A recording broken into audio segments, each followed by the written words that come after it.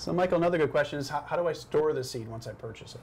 That's a good question. It's an easy one. The seed should be stored room temperature and dry. A lot of people put it in the refrigerator when they get it, thinking that's a better idea. Yeah.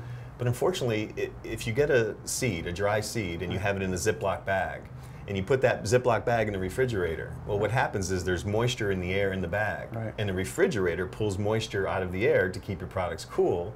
Well, the moisture will now build up on the inside of the bag, and now your seed's getting wet.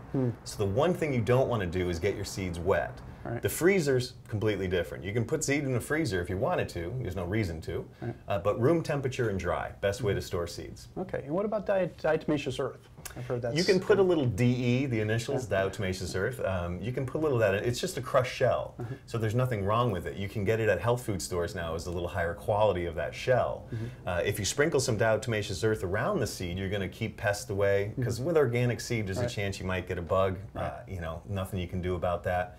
So when storing seeds for a long period of time, if you want to use some diatomaceous earth, and make sure it's in a solid container, so a mason jar, a solid Tupperware container, but make sure it's in a sealed container so that if it does get a bug, the bug won't be able to eat through the container. Right. But a bug will eat through paper and plastic. Right. And sometimes I tell people if they have a small amount of seed and they want it, you know, if they're experiencing some pests or things like that, you can take it and put it in the freezer, and next day everything will be pretty much... Put it in the freezer. And a little bit of bug, it's not going to hurt you. Yeah.